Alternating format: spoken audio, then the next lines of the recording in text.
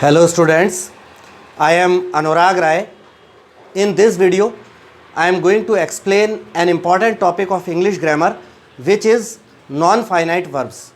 इस वीडियो में मैं इंग्लिश ग्रामर का एक महत्वपूर्ण topic non finite verbs explain करना चाहूँगा. First of all, you must know that verbs have been classified in two different categories. Number one is finite verbs and the other is non-finite verbs. So in this video we shall deal with non-finite verbs. इस video में हम non-finite verbs को समझेंगे. So I want you to have a look at the sentences written on the left side of the board. तो यहाँ आप sentences पे गौर करें. थोड़ा सा जूम करके यदि फर्स्ट सेंटेंस मैंने लिखा है ही वॉन्ट्स टू प्ले, तो सेंटेंस को गौर करके आप देखिए ही वॉन्ट्स टू प्ले में मैंने वॉन्ट्स को अंडरलाइन किया है और साथ ही टू प्ले को भी अंडरलाइन किया है. ही वॉन्ट्स टू प्ले मतलब वह खेलना चाहता है. सेकंड सेंटेंस को गौर कीजिए, वी वॉन्ट टू प्ले, हम खेलना चाहते हैं. तो यहाँ पे आप गौर कीजिएगा कि दोनों sentence number 1 and 2 present indefinite tense के सेंटेंसेस हैं और प्रेजेंट इंडेफिनेट में सब्जेक्ट के बदलने से वांट वर्ब दोनों जगह बदल रही है. जैसे प्रेजेंट इंडेफिनेट में ही के साथ वर्ब में एस लगता है तो ही वांट्स है, ही वांट्स टू प्ले, वह खेलना चाहता है. यहाँ पर अगर हमने सब्जेक्ट बदला वी तो we want to play, want में एस नहीं लगा है, हम खेलना चाहते हैं. लेकिन आप गौर करेंगे टू प्ले और टू प्ले फर्स्ट और सेकंड दोनों सेंटेंसेस में एक जैसा है, तो टू प्ले नहीं बदला. इसी प्रकार तो ये जो टू प्ले है ये हमारा नॉन फाइनाइट वर्ब का उदाहरण है और वांट्स और सेकंड सेंटेंस में वांट जो है वो फाइनाइट वर्ब का उदाहरण है. मतलब फाइनाइट वर्ब वो वर्ब होती हैं जो फाइनाइट का अर्थ होता है सीमित, तो फाइनाइट वर्ब्स वे वर्ब्स होती हैं जो अपने सब्जेक्ट के पर्सन और नंबर के आधार पर बदलती हैं या फिर टेंस के आधार पर बदलती हैं. तो वो वर्ब्स, ये वर्ब्स का दायरा एक सीमित दायरा होता है, इसलिए इनको फाइनाइट वर्ब्स कहते हैं. तो उदाहरण नंबर 1 और 2 में वांट्स और वांट ये फाइनाइट वर्ब के एग्जाम्पल हैं. और टू प्ले आपने देखा कि सब्जेक्ट के बदलने से सिंगुलर सब्जेक्ट, फर्स्ट सेंटेंस में ही सिंगुलर सब्जेक्ट है, सेकंड सेंटेंस में वी प्लूरल सब्जेक्ट है.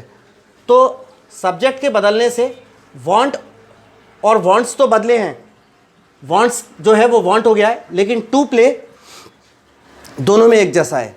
तो ये नॉन फाइनाइट वर्ब का एग्जाम्पल है. नॉन फाइनाइट वर्ब वे वर्ब्स होती हैं जो सब्जेक्ट के नंबर और पर्सन के आधार पर नहीं बदलती या जिन पर टेंस का भी कोई असर नहीं होता.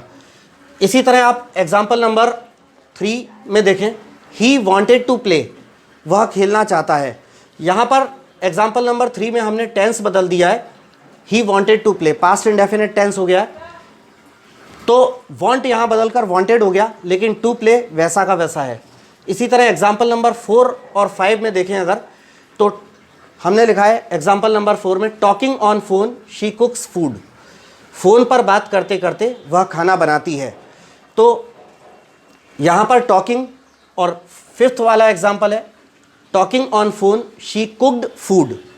तो यदि आप एग्जाम्पल नंबर 4 और 5 को गौर से देखेंगे तो example number 4 present indefinite tense में शी कुक्स फूड और एग्जाम्पल नंबर 5 जो है वो पास्ट इंडेफिनिट टेंस में शी कुक्ड फूड, यानी उसने खाना बनाया. यहाँ है वह खाना बनाती है. तो कुक्स और कुक्ड ये फाइनाइट वर्ब के उदाहरण है, क्योंकि प्रेजेंट इंडेफिनिट टेंस होने पर शी के साथ कुक्स आया और टेंस बदल देने पर शी के साथ कुक्ड आया.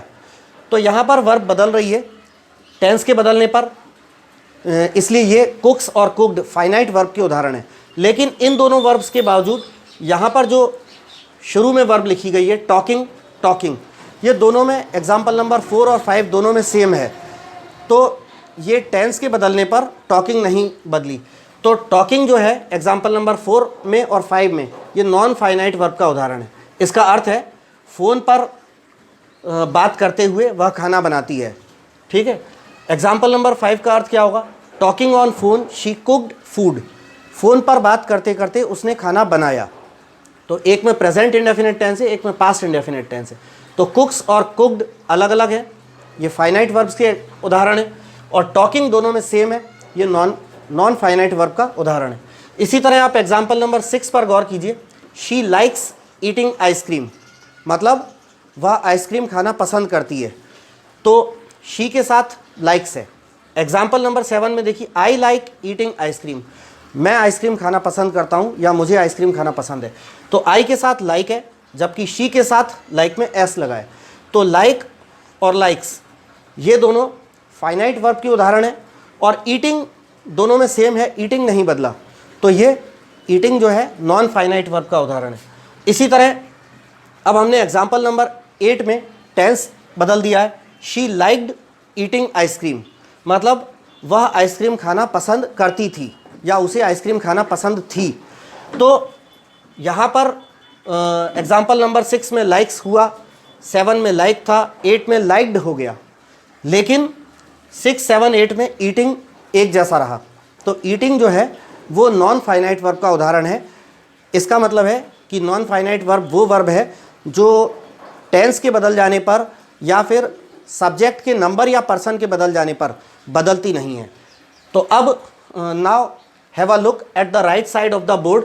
आई have written the topic non finite verbs types. Non finite verbs लिखा है। तो नॉन फाइनाइट वर्ब्स कितने टाइप्स का होता है यहाँ पर लिखे गए हैं, मेंशन किए गए हैं। फर्स्ट होता है इन्फिनेटिव, सेकंड जो है जीरंड, और थर्ड जो है वो पार्टिसिपल होता है। तो चूँकि वीडियो ज़्यादा लंबा हो जाएगा, इसलिए इस वीडियो में we shall deal only with infinitive. हम इस वीडियो में सिर्फ इन्फिनेटिव को समझेंगे। नेक्स्ट वीडियोज़ में मैं जीरंड और पार्टिसिपल को एक्सप्लेन करूँगा। अभी हम सिर्फ इन्फिनेटिव को समझते हैं। तो आप स्टूडेंट्स याद रखिएगा, the infinitive is the base of a verb. ठीक है, often followed by two. Infinitive जो है वो किसी वर्ब का बेस होता है। और इन्फिनेटिव ये होते हैं, जैसा कि आप देख सकते हैं, टू प्लस वर्ब की फर्स्ट फॉर्म या फिर ओनली वर्ब की फर्स्ट फॉर्म। इन्फिनेटिव जो है अक्सर टू के साथ आता है। टू के साथ वर्ब की फर्स्ट फॉर्म जो होती है इन्फिनेटिव होती है। मगर कभी कभी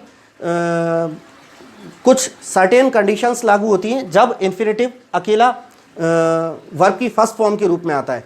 मतलब इन्फिनेटिव विदाउट टू, जिसको हम बेयर इन्फिनेटिव भी कहते हैं। जब इन्फिनेटिव, ये मैं यहाँ पॉइंट किए हुआ हूँ हाथ से, कि जब इन्फिनेटिव बिना टू के आता है तो वो बेयर इन्फिनेटिव कहलाता है। Now students try to understand the uses of infinitive. So first have a look at the left hand side of the board. Infinitive के प्रयोग, आपको ये समझना होगा कि इन्फिनेटिव जो है वो कहाँ कहाँ प्रयोग किया जाता है। So just have a look at the left hand side of the board first. Number 1, here are the uses, number 1, 2, 3, 4, 5, 6, 7, 8, 9. So let us understand all the 9 uses one by one. Number 1 is as the subject of a verb. तो infinitive किसी verb के subject यानी किसी क्रिया के subject यानी कर्ता के रूप में प्रयोग किया जाता है। तो एग्जाम्पल नंबर 1 में आप देख सकते हैं, to find faults is easy. इसका अर्थ क्या होता है हिंदी में? गलतियां ढूंढना आसान होता है। तो टू फाइंड जो है ये यहाँ पे वर्ब के सब्जेक्ट के रूप में आ रहा है। टू फाइंड जो इन्फिनेटिव है ये इस सेंटेंस में सब्जेक्ट का काम कर रहा है। ऐसे ही सेकंड है टू अर्र इज़ ह्यूमन, मतलब इसका हिंदी अर्थ होता है कि गलतियां करना इंसान का काम होता है या गलतियां इंसान से होती हैं। तो टू अर्र ये इस सेंटेंस में इन्फिनेटिव जो है सब्जेक्ट की जगह पे आ रहा है। तो यहाँ पर एग्जाम्पल नंबर 1 और 2 में, फर्स्ट हेडिंग के एग्जाम्पल नंबर 1 और 2 में इन्फिनेटिव जो है वो फंक्शन कर रहा है सब्जेक्ट के रूप में। सेकंड वाले को आप देखें, सेकंड इन्फिनेटिव का जो यूज होता है या फंक्शन होता है वो क्या होता है, as the object of a transitive verb, मतलब किसी ट्रांजिटिव वर्ब के ऑब्जेक्ट के रूप में। ट्रांजिटिव वर्ब कौन सी होती है? ट्रांजिटिव वर्ब वो होती है जो वर्ब सब्जेक्ट से शुरू होकर ऑब्जेक्ट तक जाती है, यानी ट्रांजिट करती है, तो वो ट्रांजिटिव वर्ब होती है। तो किसी ट्रांजिटिव वर्ब के ऑब्जेक्ट के रूप में भी इन्फिनेटिव आता है। जैसे हेडिंग नंबर 2 के एग्जाम्पल नंबर 1 में देख सकते हैं, he does not like to walk. तो यहाँ पर लाइक वर्ब है और टू वॉक इसका ऑब्जेक्ट है। इसका हिंदी अर्थ क्या बनता है कि वह पैदल चलना पसंद नहीं करता है या उसे पैदल चलना पसंद नहीं है। सेकंड एग्जाम्पल को आप देख सकते हैं, I do not like to smoke. तो यहाँ भी सेकंड एग्जाम्पल में लाइक वर्ब है और इसका ऑब्जेक्ट टू स्मोक यानी धूम्रपान करना। तो sentence I do not like to smoke, इसका हिंदी अर्थ क्या बनता है, मुझे धूम्रपान करना पसंद नहीं है या मैं धूम्रपान करना पसंद नहीं करता। तो आई डू नॉट लाइक, मैं पसंद नहीं करता, क्या पसंद नहीं करता, टू स्मोक, धूम्रपान करना। तो ये जो टू स्मोक इस सेकंड नंबर एग्जाम्पल में आया है, ये लाइक वर्ब का ऑब्जेक्ट है। तो आप देख सकते हैं कि इन्फिनेटिव जो है वो किसी वर्ब के, ट्रांजिटिव वर्ब के ऑब्जेक्ट के रूप में भी फंक्शन करता है। अब थर्ड वाले यूज पर आइए इन्फिनेटिव के। जैसा कि हेडिंग में लिखा गया है, as the object of a preposition, मतलब किसी प्रीपोजिशन का ऑब्जेक्ट। तो इन्फिनेटिव जो है वो किसी प्रीपोजिशन के ऑब्जेक्ट के रूप में भी काम करता है। ये बात एग्जाम्पल्स में देखते हैं हम। नंबर 1, एग्जाम्पल नंबर 1 देखें हम, the train is about to leave. The train is about to leave का मतलब है कि ट्रेन छूटने वाली है, ठीक है। तो I do not like to smoke, मतलब मैं धूम्रपान करना पसंद नहीं करता या मुझे धूम्रपान करना पसंद नहीं है। तो लाइक वर्ब के ऑब्जेक्ट के रूप में यहाँ पर टू स्मोक हमारा इन्फिनेटिव जो है लाइक वर्ब के ऑब्जेक्ट के रूप में आ रहा है। इसके बाद देखिए third heading, as the object of a preposition. तो किसी प्रीपोजिशन के ऑब्जेक्ट के रूप में भी इन्फिनेटिव फंक्शन करता है। एग्जाम्पल नंबर 1 में अगर हम देखें, the train is about to leave. The train is about to leave का मतलब हुआ कि ट्रेन छूटने वाली है, मतलब ट्रेन छूटने को है। तो यहाँ पर अबाउट प्रीपोजिशन है और टू लीव इन्फिनेटिव इस अबाउट प्रीपोजिशन का ऑब्जेक्ट बनकर आ रहा है। एग्जाम्पल नंबर 2 में अगर हम देखें, he had no option but to run away. He had no option but to run away, मतलब उसके पास भाग जाने के अलावा कोई और विकल्प नहीं था। तो बट प्रीपोजिशन के ऑब्जेक्ट के रूप में टू रन, ये जो इन्फिनेटिव है वो बट प्रीपोजिशन के ऑब्जेक्ट के रूप में आ रहा है। तो यहाँ पर इन्फिनेटिव प्रीपोजिशन के ऑब्जेक्ट के रूप में भी आता है। इसके बाद चौथा प्रयोग अगर आप देखें तो होता है as the complement of a verb. As the complement of a verb, मतलब किसी वर्ब का पूरक। कॉम्प्लीमेंट होता है पूरक, मतलब किसी अधूरी चीज़ को पूरा करने वाला। तो अगर आप गौर से देखें, as the complement of a verb, मतलब इन्फिनेटिव जो है किसी वर्ब को पूरा करने वाले पूरक के रूप में भी फंक्शन करता है। तो एग्जाम्पल नंबर 1 में हम देखें, my greatest pleasure is to teach, मतलब मेरी सबसे बड़ी खुशी है पढ़ाना। तो यहाँ पर ये जो इज़ वर्ब है ये अधूरी है और उसको टू टीच मतलब पढ़ाना, ये इन्फिनेटिव इस अधूरी वर्ब को पूरा कर रहा है। My greatest pleasure is to teach, मतलब मेरी सबसे बड़ी खुशी है पढ़ाना। तो टू टीच इन्फिनेटिव जो है वो किसी अधूरी वर्ब को पूरा करने का काम भी करता है। सेकंड एग्जांपल हम देख सकते हैं, his hobby was to sing, उसका शौक था गाना। तो हिज हॉबी वॉज, ये अधूरी वर्ब वॉज को टू सिंग इन्फिनेटिव लगकर पूरा कर रहा है। तो इन दो एग्जाम्पल्स से पता चलता है कि इन्फिनेटिव जो है किसी वर्ब के कॉम्प्लीमेंट यानी अधूरी वर्ब को पूरा करने वाले पूरक के रूप में भी काम करता है। अगला 5th नंबर देखें हम, as an objective complement. As an objective complement का मतलब है कि किसी सेंटेंस में जो ऑब्जेक्ट है, यानी किसी क्रिया का जो कर्म है यानी ऑब्जेक्ट, उस ऑब्जेक्ट को पूरा करने का काम करता है। यानी कि ऑब्जेक्ट भी अधूरा है, उस ऑब्जेक्ट को भी पूरा कर देने का काम इन्फिनेटिव करता है। तो ऑब्जेक्ट के कॉम्प्लीमेंट का फंक्शन भी इन्फिनेटिव करता है। एग्जाम्पल नंबर 1 में हम देख सकते हैं I saw him go, I saw him go. यहां पर आप गौर कीजिएगा, I saw him to go नहीं है, और एग्जाम्पल नंबर 2 में आप गौर कीजिएगा, I heard him to cry नहीं है, आई सॉ हिम गो है और आई हर्ड हिम क्राई है। तो in the example number 1 and 2 the infinitive has been used without to, means in other words we can say bare infinitive has been used in example number 1 and 2। example number 1 2 में बिना to के यानी bare infinitive का प्रयोग किया गया है, क्योंकि see और hear ये ऐसी verbs होती हैं जिनके बाद bare infinitive यानी बिना टू के infinitive लगता है। तो ये सेंटेंस का अर्थ देखते हैं, I saw him go, मतलब मैंने उसे जाते हुए देखा, मैंने उसे देखा, और कैसे, जाते हुए देखा।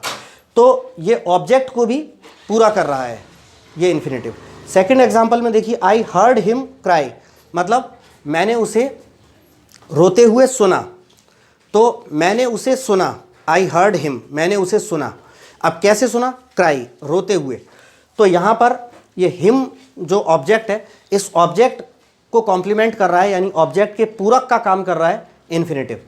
अब now have a look at the right hand side of the board where the uses of infinitive, uses number 6, 7, 8 and 9 have been mentioned। तो यूज जो इन्फिनेटिव का जो छठवां यूज है वो मैंने लिखा हुआ है, to qualify a verb to express a purpose, मतलब किसी वर्ब या क्रिया को क्वालिफाई करने का काम भी इन्फिनेटिव करता है। To express a purpose bracket में लिखा है, मतलब उद्देश्य दर्शाने के लिए। तो यहां आप एग्जांपल नंबर 1 में देख सकते हैं, फर्स्ट एग्जांपल लिखा है, वी ईट टू लिव, हम जीने के लिए खाते हैं। इसका अर्थ है, वी ईट का अर्थ हुआ हम खाते हैं, और टू लिव इन्फिनेटिव जो लगा इसका अर्थ है जीने के लिए। तो हम जीने के लिए खाते हैं। तो यहां पर टू लिव इन्फिनेटिव ये ईट वर्ब को क्वालिफाई कर रहा है कि हम खाते तो हैं मगर जीने के लिए। ऐसे ही एग्जाम्पल नंबर 2 पर गौर करें, I have come to resolve the dispute. ठीक है, आई हैव कम मतलब मैं आया हूं, टू रिजॉल्व ये जो इन्फिनेटिव दिया है, टू रिजॉल्व द डिस्प्यूट मतलब मैं आया हूं झगड़े का समाधान करने के लिए। तो यहां पर उद्देश्य दर्शा रहा है कि मैं आया तो हूं मगर टू रिजॉल्व समाधान करने के लिए, विवाद का, झगड़े का। तो ये टू रिजॉल्व जो इन्फिनेटिव है ये कम वर्ब को क्वालिफाई कर रहा है। तो आप देख सकते हैं कि इन्फिनेटिव का जो एक फंक्शन है वो किसी वर्ब को क्वालिफाई करना भी होता है। अब 7th नंबर के यूज में आप देखिए, टू क्वालिफाई एन एडजेक्टिव, मतलब किसी एडजेक्टिव, एडजेक्टिव माने विशेषण, मतलब नाउन या प्रोनाउन की विशेषता बताने वाला या नाउन प्रोनाउन के बारे में कुछ और इंफॉर्मेशन देने वाला जो शब्द होता है एडजेक्टिव, विशेषण। एडजेक्टिव को क्वालिफाई करने का काम भी इन्फिनेटिव करता है। तो एग्जाम्पल नंबर 1 में आप देख सकते हैं, figs are good to eat, मतलब अंजीर, अंजीर जो कि ड्राई फ्रूट्स में एक प्रजाति है, एक प्रकार का ड्राई फ्रूट है। तो फिग्स आर गुड, यहां तक अगर देखें तो अर्थ बनता है अंजीर अच्छे होते हैं। आगे इन्फिनेटिव जुड़ा हुआ है टू ईट, खाने के लिए, मतलब अंजीर खाने में अच्छे होते हैं या अंजीर खाने के लिए अच्छे होते हैं, या हम ये भी कह सकते हैं कि खाने के लिहाज से अंजीर अच्छे होते हैं। तो फिग्स की ये गुड होने की क्वालिटी को क्वालिफाई कर रहा है। तो ये गुड जो एडजेक्टिव है इसको टू ईट क्वालिफाई कर रहा है। एग्जाम्पल नंबर 2 में आप देखें, this medicine is very unpleasant to take, मतलब यह दवा खाने के लिहाज से बहुत ही असुखद है, मतलब यह दवा खाने में या खाने के लिए बहुत ही असुखद है। तो ये अनप्लीजेंट जो एडजेक्टिव है उसको ये जो इन्फिनेटिव है टू टेक ये क्वालिफाई कर रहा है।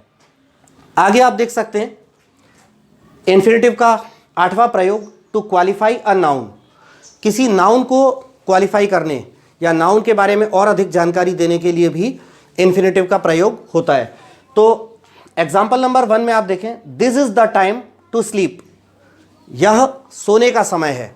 This is the time, this is the time का अर्थ हुआ यहां तक, दिस इज द टाइम का अर्थ हुआ यह समय है, कैसा या काय का, तो आगे लिखा है टू स्लीप, सोने का, यह समय है सोने का। तो टू स्लीप जो इन्फिनेटिव है वो इस वर्ब टाइम को क्वालिफाई कर रहा है या टाइम के बारे में और अधिक जानकारी दे रहा है कि टाइम तो है मगर कैसा है, सोने का है। इसी प्रकार एग्जाम्पल नंबर 2 में आप देख सकते हैं, greed is the quality to be avoided, मतलब लालच वह गुण होता है जिससे बचा जाना चाहिए, या लालच वह गुण होता है, ग्रीड इज द क्वालिटी, तो लालच वह गुण होता है जिसे टाला जाना चाहिए या जिससे बचा जाना चाहिए। तो टू बी जो इन्फिनेटिव है ये हमारा क्वालिटी जो एडजेक्टिव है इसको क्वालिफाई करने का काम कर रहा है, सॉरी नाउन, क्वालिटी जो ये जो नाउन है इसको क्वालिफाई करने का काम कर रहा है टू बी।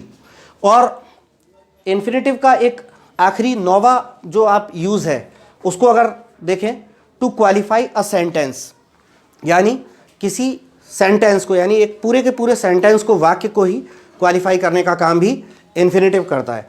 तो ऐसी कंडीशन में इन्फिनेटिव जो है स्टार्टिंग में आ जाता है सेंटेंस के, जैसे यहाँ पे लिखा हुआ है, to tell the truth I forgot to do the work. इसका मतलब हुआ कि सच कहूँ तो मैं काम को करना भूल गया। तो टू टेल द ट्रुथ, सच कहूँ तो ये पूरे ही सेंटेंस को क्वालिफाई कर रहा है, सच कहूँ तो मैं काम को करना भूल गया। तो सेंटेंस क्या लिखा है, to tell the truth I forgot to do the work.